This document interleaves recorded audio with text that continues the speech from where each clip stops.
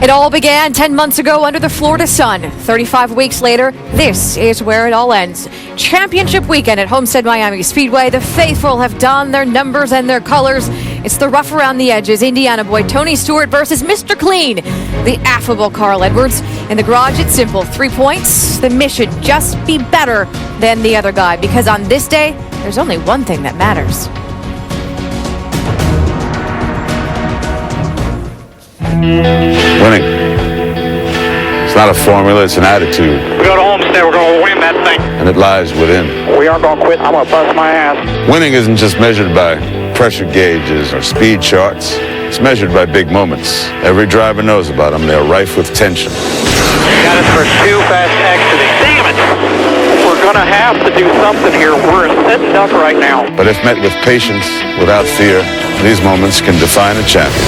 Carl Edwards hunting for the race lead. Three wide. Talk about being aggressive. Oh, boy. Wow. Today at Homestead, Edwards and Smoke will be tested once again. But now, the stakes are higher. Now the moment is bigger. Let's squeeze the trigger and get him now. Go get this. Bring it home. No amount of training will prepare you for this race. This is the race. 2 men, 1 race, head-to-head on the track. You must accept nothing less than this cup. This is our time. Take it to him. You must believe you deserve it. See what you've been doing, guys. We'll get this done today. It always comes down to a few moments, a fraction of time, with the power to change your life forever. It all ends here. Homestead Miami Speedway on this championship weekend. And it all starts here with NASCAR Sprint Cup Series Countdown presented by Napa. There are races throughout this Sprint Cup Series season that always feel different. Indy, Daytona, Bristol. They're given special reverence, but there is nothing like the day of this particular race. The day when history will be made, because at the end of this day, one driver will put his name into the NASCAR history books. Now, with that sort of mission comes quite a bit of pressure. And for more on how these teams are feeling, we head on over to Jamie Little, who this weekend has been covering Carl Edwards and the 99 team. Well, 1 year ago, following this race, Carl Edwards took a walk around the track, and as the victory celebration continued with Jimmy Johnson, he thought to himself, that is what I want. Well, so far this weekend, it's been almost perfect until he ran over some debris in final practice. His team was quick to realize he had cut a right rear tire. Had they not, it could have been disastrous. So once again, that good luck and good fortune that's followed this team all season long was there again. Today, Carl Edwards, his crew chief Bob Osborne, and 18 crew members are excited, relaxed, and focused on the Cup. Tony Stewart knows this championship will be decided on the track, but he'd also be the first person to tell you that the championship would be built off the track, behind the scenes, in the boardroom, at the race shop, in the hauler, in the garage area. And so many of these team members are just like Tony. Old school racers, men who have grown up on the short tracks, many who have themselves been drivers. Yes, the most prestigious championship in American motorsports is at stake, but in many ways, it's just a group of good old boys who are doing what they've always done, going to the track, looking to come home a winner. It's a drama that has been building for weeks. Tony Stewart wins at Martinsville. He better be worried, that's all I gotta say. He ain't gonna have an easy 3 weeks. I think it's going to be fun, and that's nice of Tony to issue that challenge. I'm up for a challenge. I don't care what he said. We're going after him. We'll have fun. We'll go race hard. They're going to have to race us too. We've been nice all year to a lot of guys and giving guys a lot of breaks. We're cashing tickets in these next 3 weeks. This is Carl and Tony, real heavyweights in the sport. There's nothing quite like a little trash talk to add intrigue to competition. No offense to Tony or anything, but I think that the guys that are behind him are truly the guys that have the biggest chance of doing well. Like I said, he's making a mistake if he's counting us out. Tony Stewart takes the checkered flag at Texas. I don't think we have to say anything. I think our performance today spoke for itself, so he knows already, trust me. We're still the points leaders. They're going to have to run that well to beat us these next 2 races. These are the 2 best drivers and teams right now. An afternoon-long fight between Carl Edwards and Tony Stewart. Carl Edwards will finish in second. Tony Stewart gets third. They go to the finale separated by 3 points. That's what we need to come here and do. Run well, finish in front of that 14. Still have the points lead going into Homestead. We got a third and 2 wins in the last 3 races, so we're going to keep the pressure on him, and we're going to make him sweat it out. And welcome to our home for this championship weekend. It's the ESPN Pit Studio. Inside, I'm Nicole Briscoe alongside a gentleman who won the championship a few years ago, the 1989 Sprint Cup Series champion Rusty Wallace, and our team owner, Brad Doherty. We have all admitted, if in Daytona we were asked what we thought would be on the table today, not a single one of us would have said 2 drivers, 3 points, and just 1 race. I tell you what, this is going to be an incredible race. We got 2 very, very popular drivers. We got 2 great drivers, and we got a Ford Chevrolet shootout, man. It's going to be an incredible race today. I can't wait. It's really interesting to look at these 2 personalities. One guy worries about the amount of protein and carbs he gets in his body. The other guy eats a Whopper and drinks Schlitz. So this is really, really 2 characters going head-to-head today. And talking about 2 characters, one thing they've been talking smack to each other a lot yes, this week. They There's have. a lot of talking going on. And one thing I've noticed, you can't seem to shake either one of them. They're both up for the game. They're mind strong, both of them. They're both ready. Yeah, well, they're both really, really hardcore racers, though, at the end of the day. If you look at Tony Stewart, you would think through the description I gave earlier of the guy eating the Whopper, he'd be super aggressive on the racetrack. Well, it's just the opposite. He is super talented. Tony Stewart is one of the, I say it all the time, 5 greatest race car drivers on this planet. He does it through skill and precision. The other guy, Carl Edwards, he gets in that race car, and I've heard him say it before, he gets those elbows up. He takes positions. He wills that race car. He puts that race car in very, very tough, demanding positions in order to get the most out of it. Just exciting stuff. Man, you're preaching to me. I was going to say, there you go, a quick preview of what to expect as we continue on in this hour-long pre-race show, because coming up, 2 men, 1 goal. But how much will that goal and those men be affected by the other guys? How important are friends on a day like today? Find out next when both Tony Stewart and Carl Edwards join us live. It's NASCAR Countdown from Homestead Miami Speedway. NASCAR Sprint Cup Countdown is presented by Napa Know-How. Back at Homestead Miami Speedway for Championship Sunday. Today, the question is who will win the championship? But remember when the question was who will make the chase? We can't fully appreciate what's to come without taking stock of what's been.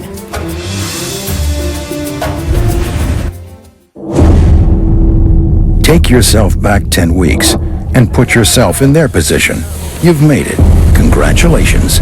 You're in the chase. That was nothing. This is the hard part. 10 weeks, 4,000 miles, heart-pounding, white-knuckling, get up on the edge of your seat intensity. This is what I've been waiting for all year. 10 races to go, guys. Leave it all out there. Good luck. True to its name, it starts fast. One mistake, one miscalculation, and it's an uphill climb. Come running out.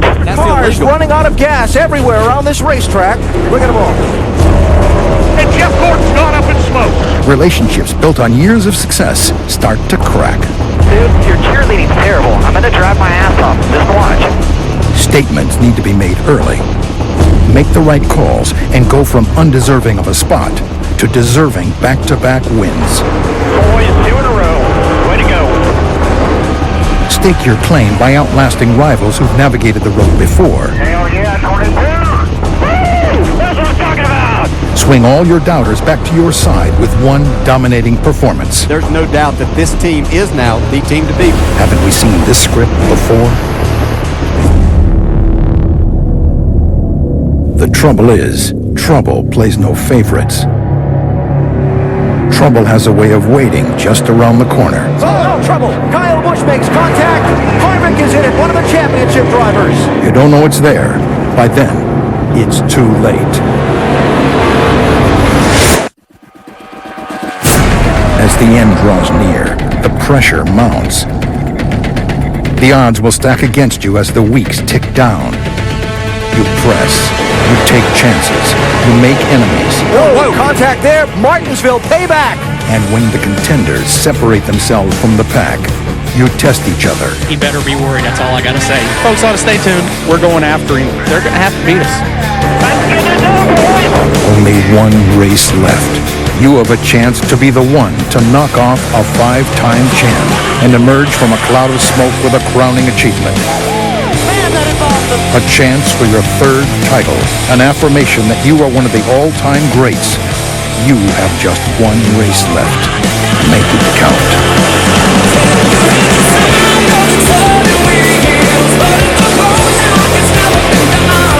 Under the old point system, the Subway Fresh Take shows us we've seen this before. Great championships with the slimmest of margins. Most recently, the first ever chase when Kurt Busch beat Jimmy Johnson by just 8. And throughout the rest of the hour, we'll be joined by a 4th person in the pit studio. It is NASCAR Now lead reporter Marty Smith. Thank you very much for joining us. I can't help, but when I look back at how this chase began, we asked the question, who wins the championship? And our lovely experts sitting over here, they said Kyle Busch and Jeff Gordon. And look where those two are right now. Jeff Gordon, I don't know what happened there. I mean, 2 times in a row I can remember saying he's going to win. Yeah. He's got it handled. He's going to win the race. He's going to do that. And he had a lot of fire midpoint of the season. Had a brand new crew chief, Alan Gustafson, to really propel him along. He looked really good. All of a sudden, he fell off the wagon. I don't know what happened, guys. Yeah, that was really mysterious. And for me, it was looking at Kyle Busch all season long. I mean, he wins all these races throughout the regular season, whether it's Truck Series or Nationwide Series and Cup races. We saw him on a personal level, go through a maturation process this year. And I thought, so we thought. We thought so. And I was like, man, he's finally got it. He's got everything right there in front of him. All the pieces are going to fall in place. He's going to win this championship. And we harped on that all year, Brad, with Kyle Busch, not just professionally in terms of his maturation process, but personally as well. And that's a big piece of it. In terms of Jeff Gordon, that 85th win he got at Atlanta seemed to be what would be the catalyst for him to be great in the chase. They fell flat on their face. I picked Jimmy Johnson. I obviously was wrong. But I'll tell you, the one thing that really sticks out to me in this chase is how quickly your fortunes can change. Yeah. Tony Stewart in the 14 went from irrelevant to dominant really quick. Yeah, I agree. There's also a good story in all of this, too, because look at Brad Keselowski. Coming into the chase, he was oh, wow, look what he can do. He stuck around. He was a nice surprise. He made a run at this. Yeah, he was a good surprise. There's no doubt about that. Well, I mean, I talked to Penske earlier, and he said to his crew chief, it really helped him a lot. I mean, this new crew chief, Paul Wolf, really got together. Those two molded together, won some races, and looked great together. So, it was good seeing him run as good as he did. Well, and in his sport, just like you said, just unlike stick and ball, your fortunes can change so quickly. I mean, you look at Brad Keselowski and Paul Wolf at the beginning of the season, and if you look at them, you would say, man, I don't know if they're going to make it throughout the year. He goes and has a catastrophic accident testing down in Atlanta, comes back and is dominant going into the chase. It's just remarkable how those fortunes can change in this sport. Marty Smith brought his name up a little bit earlier, how fortunes can change. Tony Stewart's fortunes changed an awful lot into this chase, and guess who will join us in just a few seconds? Not only does Stewart have the chance to win the driver's title, he has a chance to win the owner's title as well today. What will that mean? We'll find out next. Tony Stewart steps high and wide to the outside lane. It's a Stewart-Haas Racing breakaway at the front of the field. Tony Stewart opens the chase with his first win of the season. Tony Stewart is closing it down on Clint Boyer. He wins on Monday. He wins on Sunday. Stewart trying to get around Jimmy Johnson. He's got him cleared off 4. Tony Stewart wins at Martinsville. Race 8 in the chase for the NASCAR Sprint Cup is just underway. Tony Stewart making this championship race interesting. When this chase started, he made his mind up he was going to win it. And I don't think anybody can stop him right now. What do you have to say to your competition this week? I don't think we have to say anything. I think our performance today spoke for itself. So he knows already. Trust me. One driver has won both that trophy and the one presented before the Sprint Cup trophy was put into active duty, and that is Tony Stewart. Today, he'll try to become a 3-time Sprint Cup Series winner, only the 9th driver to do that. And joining us inside the ESPN pit studio is Tony Stewart. Congratulations on your season. All this week, though, we have been comparing you to Carl Edwards, the 14 team to the 99 team. How much are you comparing the two organizations? Did you talk about how much better looking I am? I'm going to leave that one alone. No, honestly, I kind of said it early in the chase that I really wasn't worrying about anybody else's group. Well, I'm worried about what we've done at Stewart-Haas Racing. So we haven't internally compared anything. We've just, we I made the statement before this chase started that I didn't think we belonged in it, and once we started, it seems like that lit a fire under our guys, and everybody at Stewart Haas Racing's done an awesome job. The Hendrick Engine and Chassis Department does an awesome job for us, and we just have focused on that 14 car and not worried about anything else, and it's paid off for us.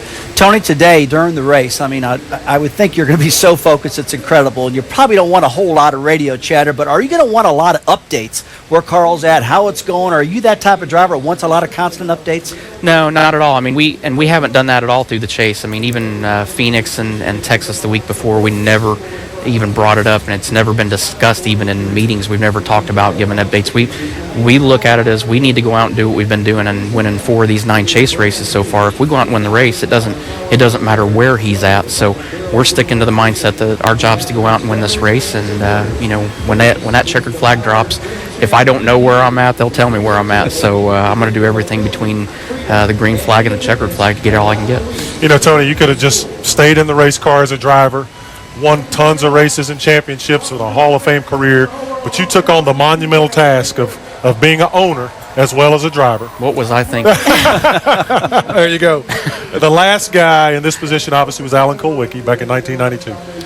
How special would it be to win this championship? Not only as a driver, we know that's huge, but also as an owner. Especially in this era of NASCAR where you just don't see a lot of owner drivers anyway, to even have this opportunity is huge, and couldn't thank Gene Haas and Joe Custer enough for helping me with this opportunity. But we got a guy, Tony Gibson, on Ryan's car that was a part of that championship winning team with Alan, and the longer this has gone, obviously the more the reality of this could happen has come on, and I've talked to Tony about it. It makes it a huge opportunity for us, and to know how much it meant to Tony Gibson to be there that day, I'd be really proud to be the first guy to do it since Alan. Well, we certainly wish you the best of luck today. Tony Stewart and his 14 team will start 15th, but we know you've got a full plate this morning, some driver intros, and of course the race. We got to let you go. There is Thank the you. race. Yeah, of course, the most important part. So thank you very much. You guys got a lot of horsepower here, but I don't think they'll wait on us today. Probably not. Good luck to you. Thanks, guys. And when we come back, we'll talk to the other driver involved in this championship battle, Carl Edwards. Joins us in the pit studio. What has he learned from past championships lost? Edwards, next on NASCAR Countdown.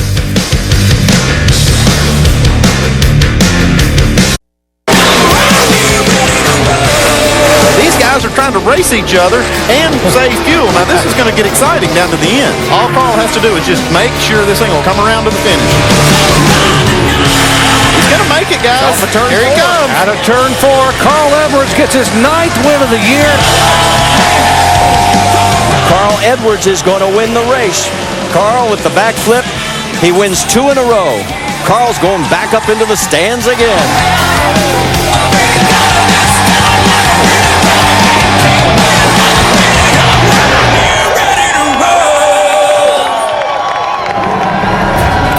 And Carl Edwards is with us now. We like to change him out quickly in here. In fact, so quickly that those 2 championship contenders passed each other in our hallway.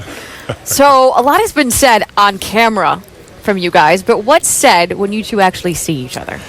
Just have a good race, have some fun, joking around a little bit. I mean, this is obviously a huge day for both of us. It's a huge day for our crews, our teams, all of our sponsors, and it's really it's fun to go into a battle like this with one other guy and know that it is down to this one race at a fun racetrack. The fans are pumped, and both of us realize that. We're in great positions here. We actually did hear, though, Tony Stewart has a dog, and he gave his dog a new chew toy. A duck, perhaps? Yeah? Hey, that's...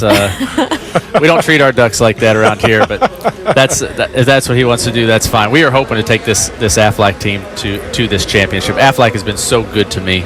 And, I won't even go duck hunting when people ask me. So Affleck's been a wonderful partner, and they're all here today. All right, well, tell us about it then. How do you approach it? We're getting close to getting in the race car. How do you approach this day? Do you go into protect mode and try to maintain that point lead, or what do you do? How do you approach it? The way I approach this day is just like any other race. And a race at Homestead is pretty easy for us. We know that we can run well here. We have a lot of confidence. That qualifying lap, that's one lap, but that meant a lot. Yeah. I got done with that, and I felt good personally. My team was pumped. Bob was pumped up. And it kind of validated that, hey, if we just go do our jobs, go race this race car, race this racetrack, then things are going to go really well.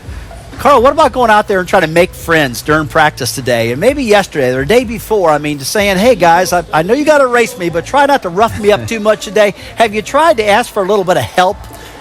The general consensus that I've gotten is that, hey, people have told me I don't want to be any part of any of the outcome of this thing. Yeah. They said, this is fine watching you guys go be a part of it. So I think that people are conscious of that. I know I was last night with Ricky Stenhouse. They dropped the green. Ricky and I and someone else were 3 wide, and it, a thing went off in my brain. I thought, man, don't mess this up, because you don't want to be a part of it like that. So hopefully the other guys will give us maybe a little more respect, but really we don't expect it. I mean, this is racing. Every one of us out here want to win this race. The guys that there are a lot of guys racing for sponsorships and for jobs and just for the pride of winning this race. There's a lot on the line today. We're not just talking about you and Tony. Best of luck to you. Absolutely. And thanks for stopping by. And thanks to all the support of my fans. It means a lot. This has been an amazing week, and hopefully we'll perform well for you guys. And speaking of your fans, in fact, all the fans, check out NASCAR.com/racebuddy to watch coverage from Homestead Miami Speedway.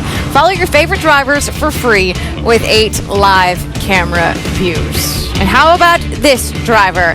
Jimmie Johnson. For 5 years, he has been the man in terms of the Sprint Cup Series. Today, a passing of the torch and a tip of the hat.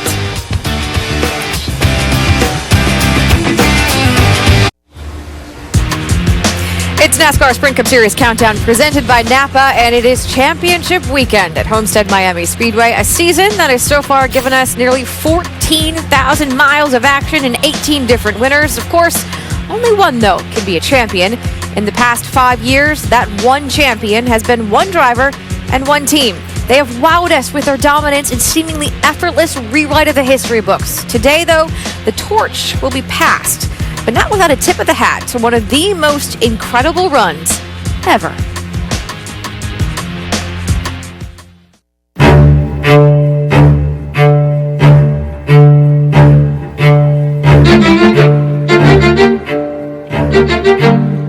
The chosen few.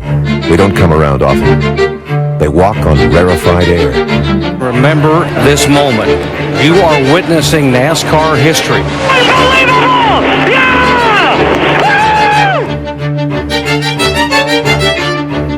Every generation there's a few. The ones who have no regard for boundaries, who measure possibility in seconds, who drive with defiance. You guys are awesome. Thank you, boys. We're going to tear it up tonight. These are the ones who find fortune from failure, who make impossible seem effortless, the ridiculous sublime. Woo! Way to go, guys. Damn, that's awesome. I'm proud of you guys.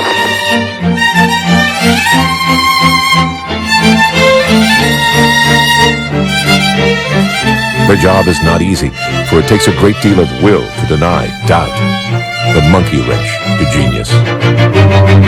And sure, they rewrite the record books with a haste that borders on disrespect. Jimmie Johnson has now gone where no other driver has ever gone in NASCAR history, winning 4 consecutive titles. But more importantly, they elevate our sport. You guys are the best. I can't believe we did this. Unbelievable. Just dominating performance by this 48 team. I'm so impressed with Jimmie Johnson's done. You're looking at one of the all-time greats. They set the standard by which all others will now be measured. Open up the history books, folks. These guys are truly incredible. You are looking at the 5-time champion. We're kidding me! Yeah! They bring us closer to perfection. And we enjoy the ride.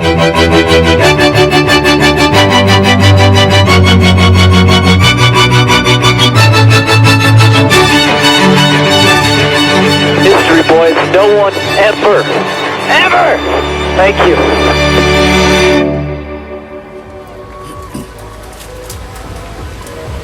In 5 years, Jimmie Johnson won 35 times, 18 more times than anyone else in the same span. 117 top 10s and an average finish of better than 11th. We've talked so much about this the last 5 years. The respect that Jimmie Johnson does not get. Does he get it now that he's not the champion? I think as you look at motorsports or talk to motorsports fans, I think the respect that Jimmie Johnson will garner will come probably after he's retired from racing. People will look back at these numbers. But when you talk about the culture of sports in general, whether it's stick and ball or anything like that.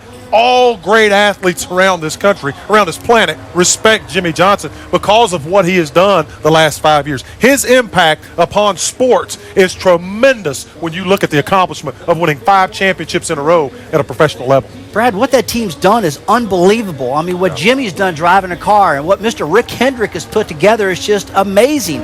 It's so amazing that it's like perfect. Yeah. And I'm not so sure how many people really enjoy things that are perfect.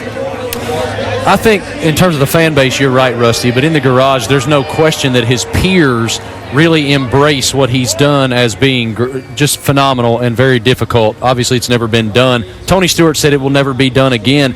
And I interviewed Brad Keselowski recently for ESPN, the magazine, and he said something to me that was quite poignant. He likened what the 48 team has done during this run to what the New England Patriots did. He said they rewrote what professionalism and preparedness mean in the Sprint Cup garage, and he's not wrong. The fact is, this dominant run they've had made everyone rewrite the way they do business out here. Jimmy Johnson, the thing that amazes me the most, the last time we were at the final race of the season and he was not eligible to win this championship was 2003. And oh, by the way, he has never finished worse than 5th. Right now, he is 5th in the point standings. So, now what? There's so much that's still available to this race team and organization that there's no way that you'll keep them from coming back and competing for championships again. Will they win multiple in a row again? I don't know if that'll ever happen, but they're so good. And the one thing about this guy right here, it's interesting to me, is when he puts his helmet on and you look into his eyes, it's almost like staring into the abyss. He becomes a totally different person. And the only other person who had that glitter in his eye that I know of was Michael Jordan. They are one and the same as far as being great competitors. I actually had occasion last winter to see Michael Jordan and Jimmy Johnson interact with one another, and it was such an interesting situation to feel that palpable respect, that both of them were very well aware of what the other one had achieved professionally, and it was almost as if they were equals. And as you well know, Jordan is held in the highest esteem from that regard. So certainly a great testament to what Johnson's done. I tell you what, Johnson will be back as a champion. I mean, sometimes, guys, you got to get knocked down a little bit. You got to hit a little bit of a bottom, which he's 5th in the points. He's not bottom by far. But I'll never forget the year, back 1992. I was sitting at the awards banquet with Dale Earnhardt Sr., and him and I were just so far in the back where he was 12th in the points. I was 13th in the points. We had terrible years. They started that banquet. Dale Earnhardt Sr. got so upset that he got up and left the banquet. And I followed him. But you know what happened the very next year? He was so upset, and I was too. I came back and won 10 races the next year I did, and Earnhardt won the championship. Sometimes you got to get a sock in the gut to come back, and I think that's what's going to happen to Johnson. Yeah, there are some people who will never have as good of a season as Jimmy Johnson has had a bad season. There's been some speculation, too, about the cohesiveness of that race team, and it's been confirmed now. Jimmy said this weekend he didn't expect any change in terms of the core group of that team. It was confirmed this morning that Chad Knaus will be back as his crew chief. So trust me, this dynasty is halted. I don't think it's over. I think they'll win more championships together. Perfect or not, like him or not, you can say this about Jimmy Johnson. He has been great. And you can say this about many greats. Give them a steering wheel and 4 wheels, and they will make it happen. AJ Foyt was that kind of great, and so is the driver who represents Foyt and the number that Foyt made famous. Tony Stewart, a champion in sprint cars, Sprint Cup, and IndyCar. The last place where the legend of the 14 was born, but AJ started it. Tony just wants to carry it on. You got a lot of great race drivers, but you have very few champions. Take a deep breath, I got this. I think that's just the fire in your belly. That's right, boys, 2 in a row. You give it that extra little bit where another guy might be happy for second. That's what makes a champion. Hell yeah! Time to get it done, boys! When I grew up, my first number was 4. My second number that I had when I ran go-karts was 14. Knowing that AJ campaigned that number in IndyCar racing for years, I think he would be extremely proud if we were able to win the championship with it. AJ has done it. He has won his 4th Indianapolis 500. He just always was a guy that no matter what type of race car it was, he could get in it, be competitive, and win races in it. You can tell when a guy's going to be a good race driver just by the way he adapts to everything. Tony ran great in midgets. He ran great in sprint cars, the dirt championship cars, and then drove stock cars. I think that's the ability you're born with. as you get older and you realize that you're not necessarily patterning your career off of somebody, but there's a lot of similarities. I think that's one thing we both respect about each other. It wasn't given to us on a golden platter. We had to do it on our ability. I said, it's too bad I wasn't a lot younger when you come along because you couldn't beat me. When he was talking about wanting to run 14, I said it'd be a great honor for you to carry that number. Knowing Tony, I knew he would do nothing but charge with it. But I got to say one thing, Carl Edwards ain't going to roll over dead, so Tony's going to have his work cut out. And Tony is one of the few I think can do it. To see number 14 win the championship, I'd be awful proud of that. It's just cool to know that we've been able to go out and win races with that number, and I think we've done AJ proud, and that's the last number I'll have in my driving career. It's going to stick with us the rest of our life like it did with AJ.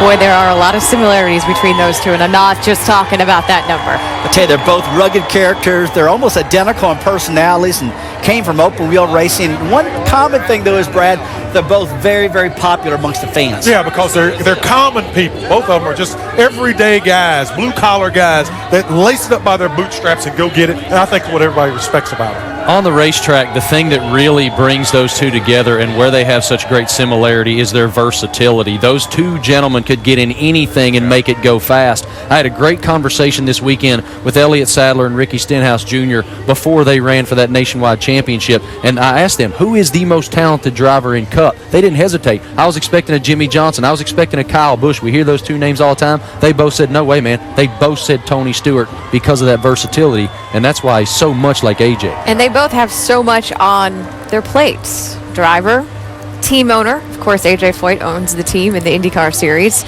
And they're also trying to pick up today another title. At least Tony Stewart is. Tony Stewart, of course, heads into this race just 3 points behind Carl Edwards. They want to pick up the title of champion. The guy who is relinquishing that title, Jimmy Johnson, is standing by with our Dave Burns. Well, and for the last few years, it's been all about Jimmy, the championship. But you roll in today, you can't win it. Surely today has been different. Jimmy, how has it felt? It's different for sure, but our chances to win this championship went away a few weeks ago, and we had a bad crash at Charlotte, and then also the issue at Talladega, the strategy we had, and some other little things along the way. So it's been a slow, steady reality of what was coming, and it's unfortunately we're not in position to race for the championship, but we'll be back next year. We just didn't get the job done this year. But I'm very proud of my race team. Thankful that Lowe's is on board and Chevrolet, and support us like they do, and we'll come back next year stronger and try to win the championship. But today's an exciting day, great day for our sport, and I'm going to be a very excited driver/fan to watch how this thing turns out between Tony and Carl. You've not won here. Has the championship been a distraction to that, and do you have a better shot today? Well, to a certain degree. We've been here and have raced as hard as we can. We finished in the top 5, I think second last year. So we've come here with the mindset that we had to race for it and have done a good job. We're going to go out today with a lot less on the line, obviously, and hopefully we can take that to victory lane.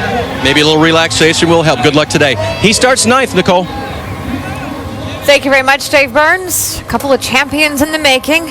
Here's another guy, the guy who is currently the points leader, Carl Edwards. When we come back, why will Carl Edwards win the championship? Why will Tony Stewart win the championship? Our guys debate next.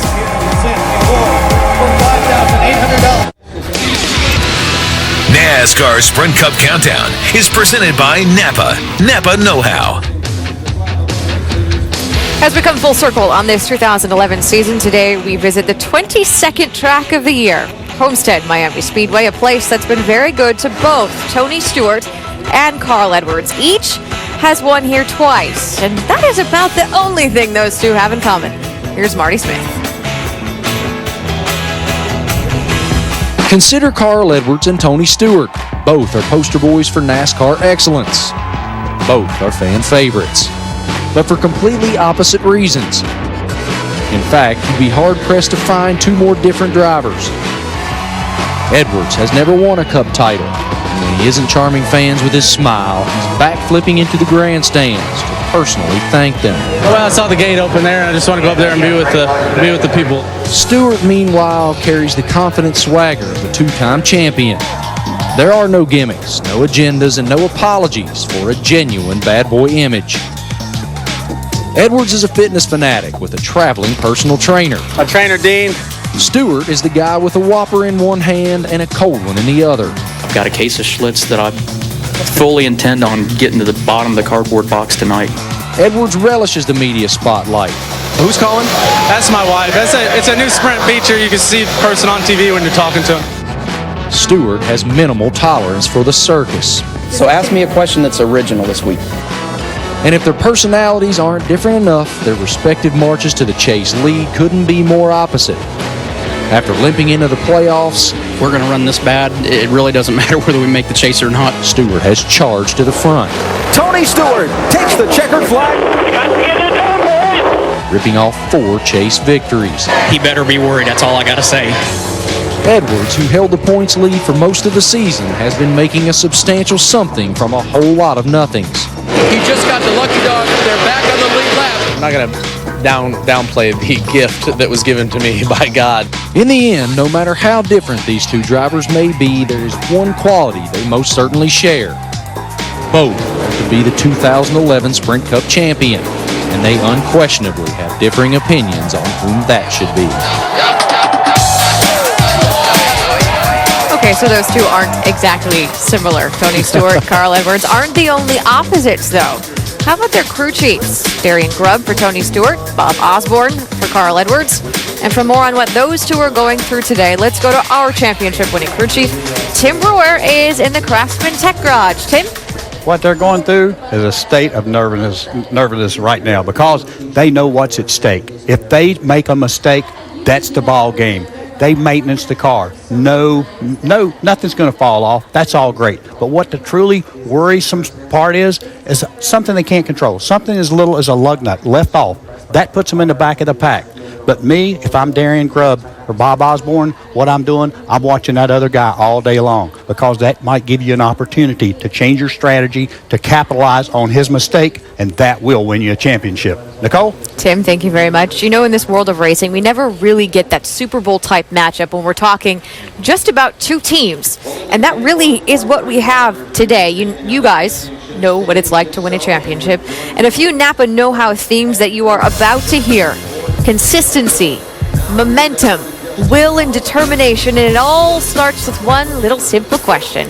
Why will Carl Edwards win the championship, Bradley? Well, I think Carl Edwards is in position to win this championship just simply because of his consistency he's had throughout this chase. We saw him make mistakes at Kansas. We saw him make mistakes at Dover and bounce back and have great finishes at Martinsville and Talladega when he was in the back of the pack. So I think that consistency will put him in position. Plus, he loves this racetrack to win. They always come here and run good. Yeah. You know, Carl does. At this particular track, I think the reason they run so good is the engine.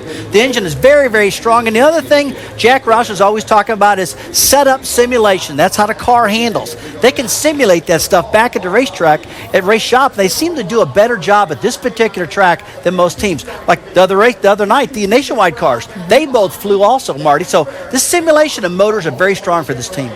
Almost every driver we asked this weekend who they thought would win the race, the championship, said Carl Edwards, and they said because of that FR9 motor. But I'll tell you what his greatest asset is luck.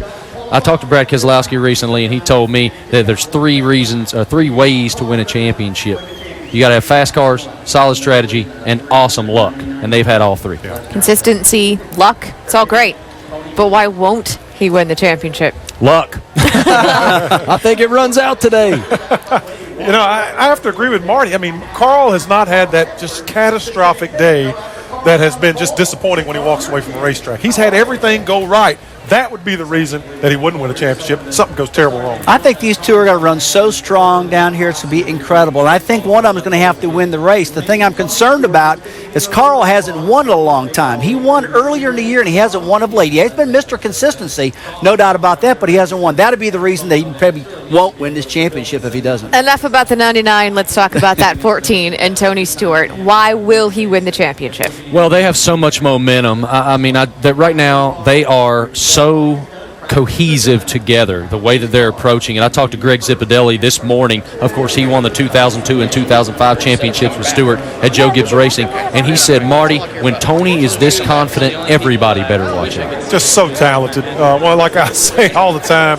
one of the greatest race car drivers on the face of this planet. He's put himself in position to take advantage of those immense talents that he puts behind the wheel. And when you've got a guy like Tony Stewart wheeling that race car, you got a chance. Oh, man, you hit the nail on the head right there. This guy's got incredible determination. He's so determined to win this race, it's incredible. And if this car doesn't handle real good today, he's going to carry it. He's going to get it on his back, and he's going to drive the wheels off it, even if it's pushing the front end, it's loose, or the pit crew made a mistake and he got mad, he's just going to stay digging.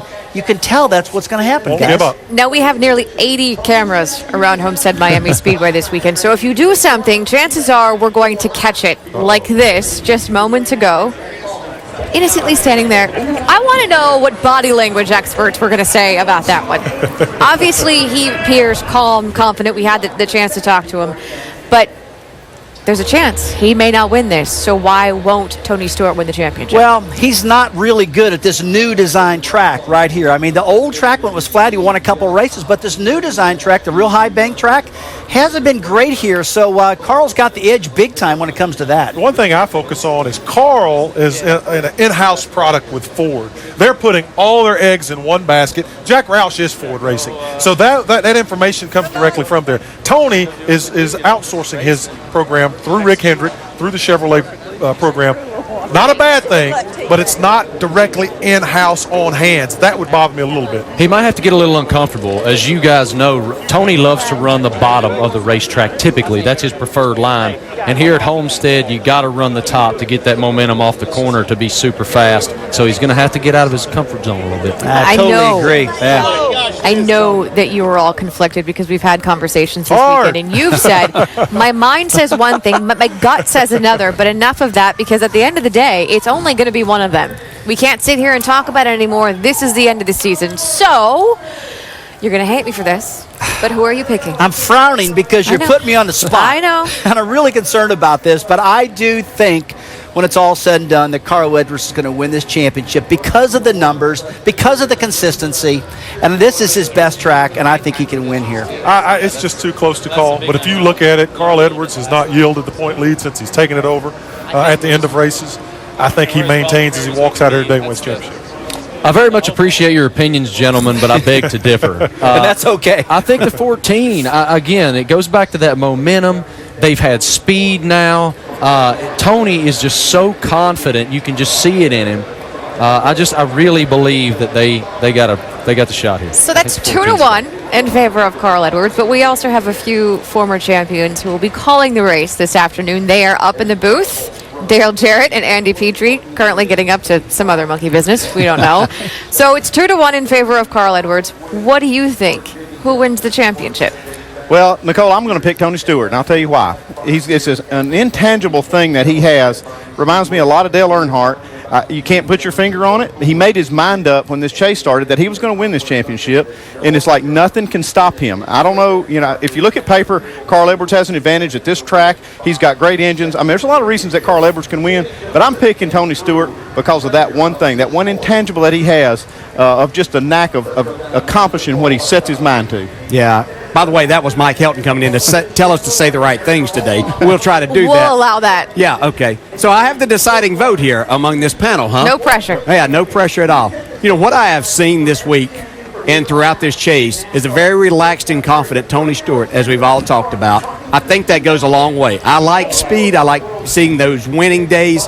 And just like Andy was talking about, that confidence that Tony Stewart has. Carl Edwards, tremendous race driver. He has the lead. I know his record here, but he has not raced here in winning a championship. He hasn't had to do that. Whenever he's been here trying to catch up to win a championship, that's different than protecting one. I think that may affect him some today. I think Tony Stewart wins this race and wins the championship. 3-2 in favor of Tony Stewart. We've talked obviously earlier.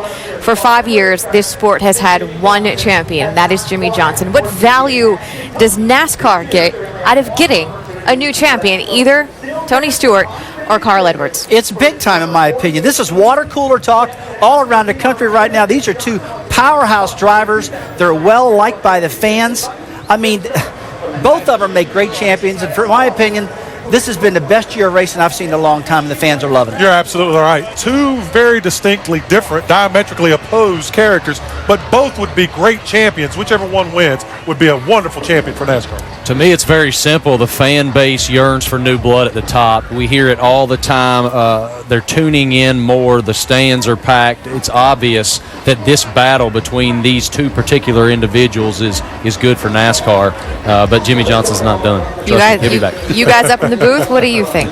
Well, Jimmy Johnson is a great champion, but I think what's going to be good for NASCAR for somebody else to win this is somebody's going to open the paper tomorrow and somebody besides Jimmy Johnson's going to be on there. And I think the fans just want to see that. It's not that they have anything against Jimmy Johnson, and like I said, I think he's great, but it's going to be good to have somebody new up there. Either one of these guys will be great champions. Yeah, we love history, but we want to read about it later on. We don't like for it to happen year after year right in our face, and it's nothing against Jimmy Johnson. He's been a great champion, been great for our sport, but we're also going to have a champion at the end of this day that's going to be great for our sport. And I think the fans and NASCAR and our entire sport will benefit from that. Gentlemen, thank you very much, but I want to remind you all selected Kyle Busch and Jeff Gordon to win the championship when this thing all started. So Mart for expert advice. Real quick, who wins the race today? Oh, I'm going to spin you out on this one. I think Casey Kane's going to win the race. He's the high line master. I think Kane's going to get it. I'll say Carl Edwards wins the race today. Leads the most laps and wins the race today. I'm with him. I got the Kane. I got the 4. He was unbelievably good on long runs in practice yesterday.